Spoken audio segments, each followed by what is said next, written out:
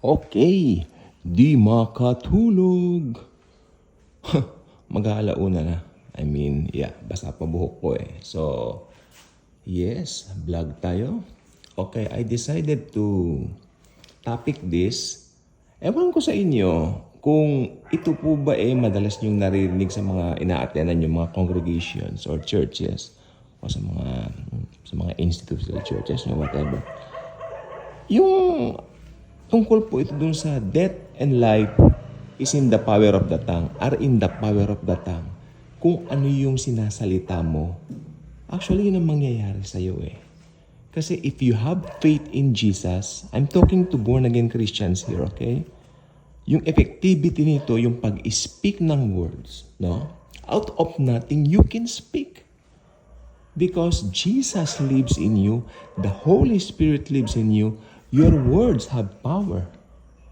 Pero, umpisahan mo yan sa pag-reject doon sa mga naririnig mong language of the world.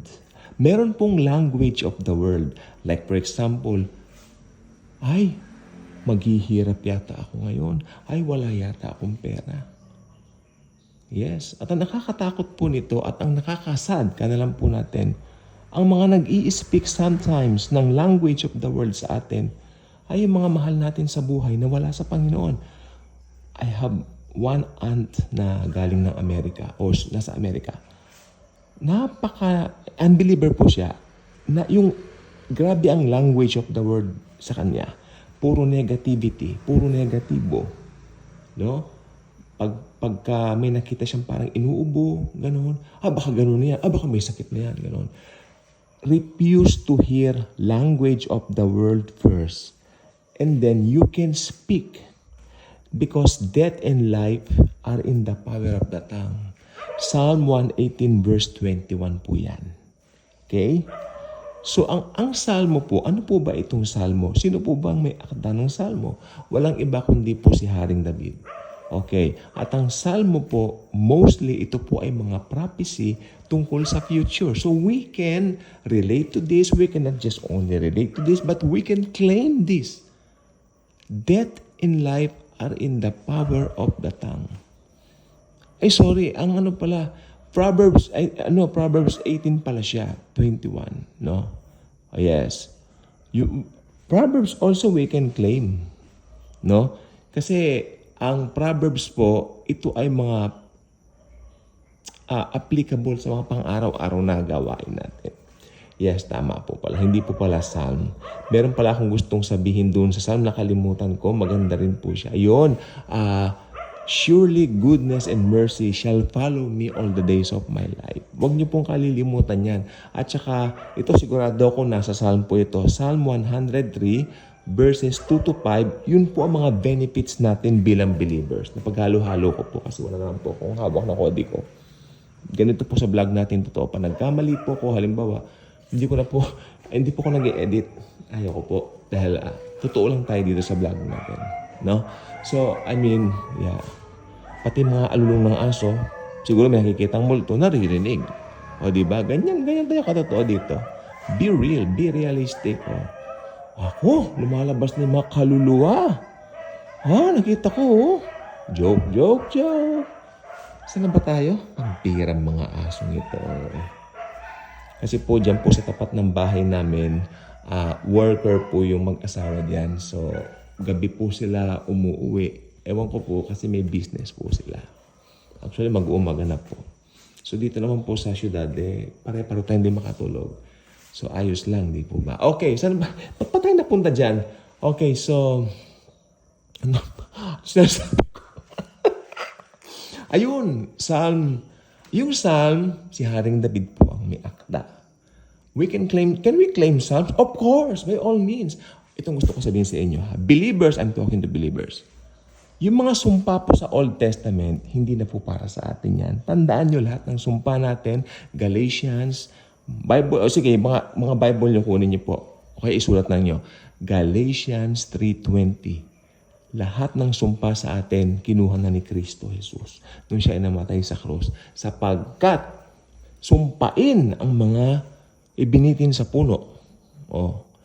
Di ba? Lahat ng sumpa natin, kinuha na ng Panginoong Jesucristo. Praise you, Lord Jesus. Thank you, Jesus.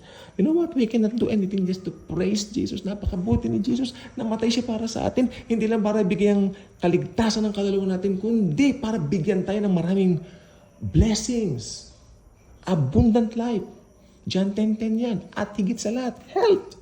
Basahin niyo. Sabi ko, basahin niyo po Psalm 103 verses 2 to 5. So, i-declare natin, pag-gising niyo sa umaga, refuse to hear the language of the world. Again, umpisahan nyo, i-refuse nyo munang marinig yung language of the world, i-rebuke ninyo ang language of the world. Ano po bang language of the world? Halimbawa, may sakit ka. Ano po ba ang pwede mong marinig na language of the world?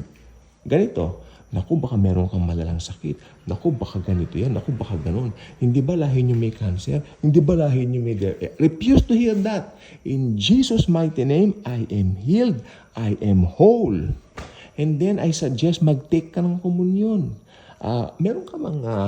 Kung meron kang anything dyan, pwede mong gamitin ng elements ng...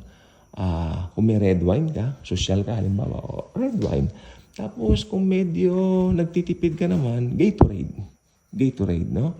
Yun. Ako ginagamit ko po Pepsi Max. Meron akong Pepsi Lime ang ginagamit ko. Kaya lagi ako may Pepsi Lime eh. Oo. Tapos, pandesal, yung binili sa umaga. Diba? Yung 24/7 na pandesal. Diba? Yun ang ginagamit na. Tapos, yung mga gardenia, ganyan, pandesal. Ayun ang pwede natin gamitin na element ng bread, no? Nang sumisimbolo siyempre sa body ni Jesus. Tapos yung Pepsi Lime, sumisimbolo sa kanyang dugo. Symbol lang naman po yun. You know what? Kasi pa nagkukomunyon ka, ang sabi kasi ng Bible, biblical yan eh. Dinideclare natin yung ginawa ni Jesus sa cross, yung ginawa ng Panginoon sa cross, bago siya dumating. Anytime now, hindi po ba hinihintay na po natin siya sa kanyang sa rapture. First, i-rapture po tayo. Nagkakamdali tuloy. Ito kasi lang ng mga aso niya. Maingay kasi sila. Ayan. Ang daming dumadaan po kasi alam niyo naman dito sa syudad, hindi tayo natutulog. The city never sleeps, right? O yun. So, saan ba tayo napunta? Okay, yan. Yung sinasabi ko. Okay. Yung, mahalaga po nagkukomunyon po tayo. And I'm not saying na gawin mo yan para maligtas ka. Of course not. We're doing everything now. Now we are believers. We're doing everything now out of delight because we're happy. Alam natin, ligtas tayo. Hindi ka ba magiging masaya na alam mong minahal ka ng Panginoon, niligtas ka ng Panginoon, binigyan ka ng buhay na walang hanggan? Di ba? Hindi ka ba magiging mapagpasalamat nun? In every situation, alam mo rin yan si Jesus, niyayakap ka, minamahal ka, iniibig ka. Di ba? Minsan kinokondem mo ng sarili mo, pero ang Panginoong Jesus, mahal na mahal ka pa rin. Yun siya. Dahil siya ang namatay sa cross, tetelestai, naganap na. It is finished. Di ba? Lahat ng kasalanan mo, past, present, future, pinatawad na. Lahat ng kasalanan ng buong mundo, ipinataw na kay Kristo 2,000 years ago. Kaya nga po, iniwan na siya ng Ama.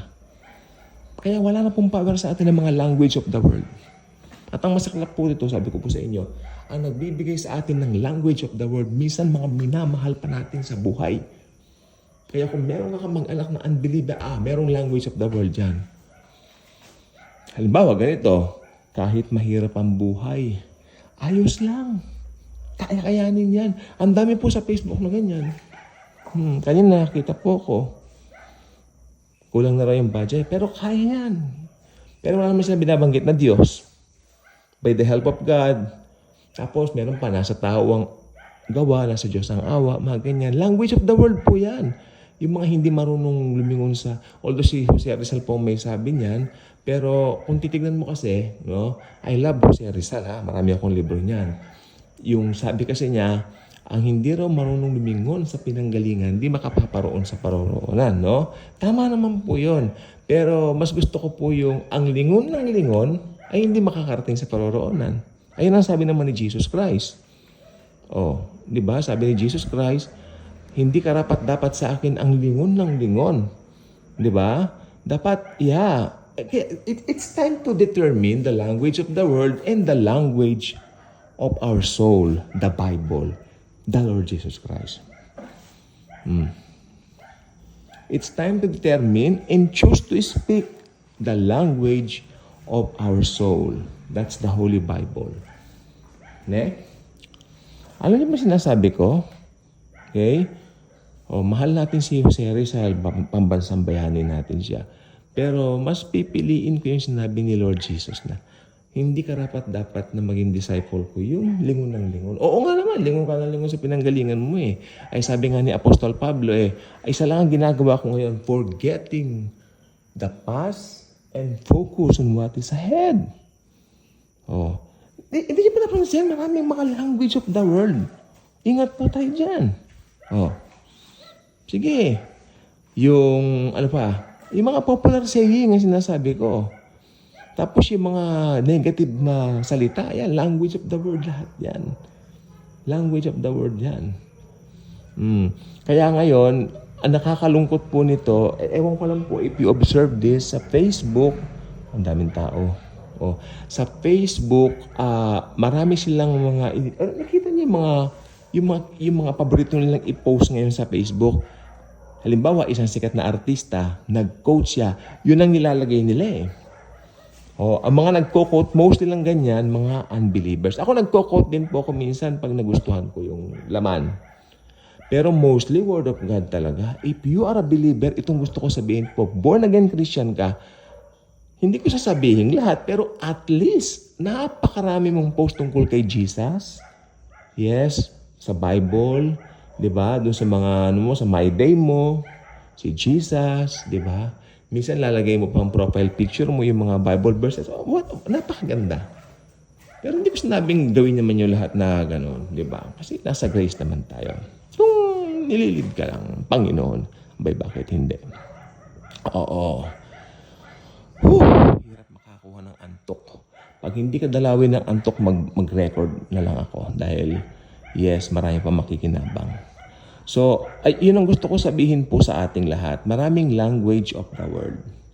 Like for example, ang language of the world, palaging negative, palaging paghihirap, palaging, pagdurusa. Hindi.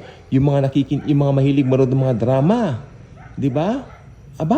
Tignan-tignan po ninyo. I'm not saying huwag kayo mga ganyan, pero mas piliin natin panoorin yung mga preachings ng mga pastor na marurunong, na mga talagang masasabi nating, you know what?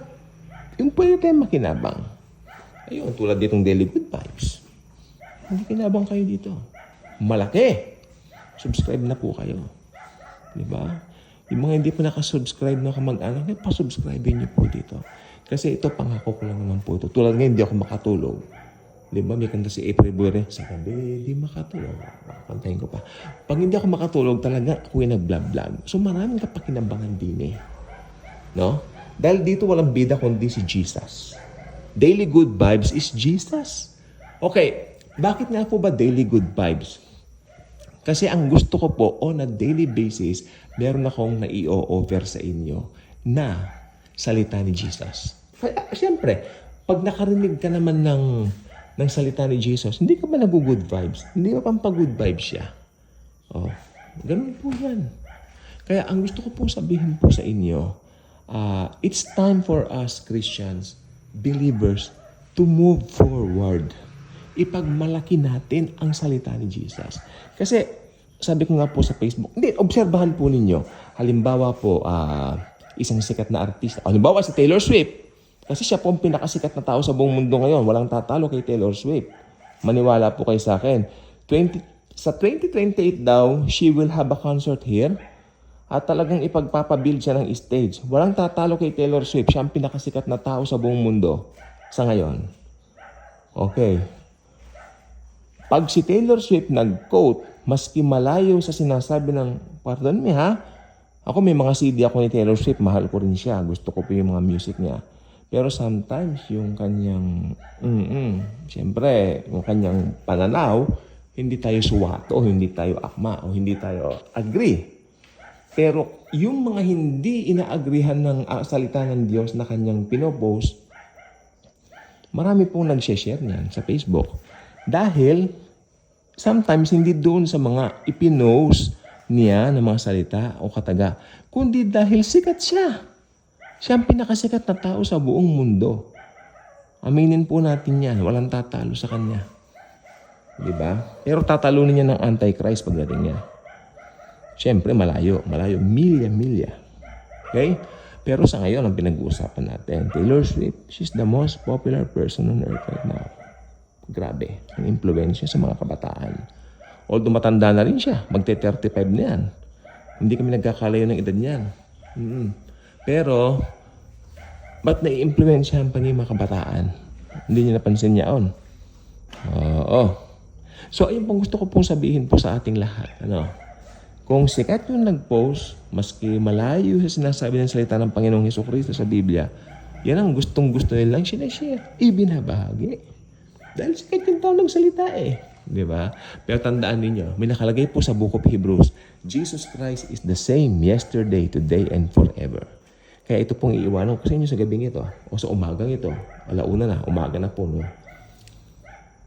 Piliin na, ngayong nalaman niyo pong lahat ng katotohanan na meron palang mga negative na things o mga negative words na kung tawagin ay language of the world. At meron pong language of the soul, ang banal na kasulatan. Ano po ngayon ang inyong pipiliin? I will let you that question. Answer it in your hearts. Be honest in answering it sa mga puso niyo. Bye-bye.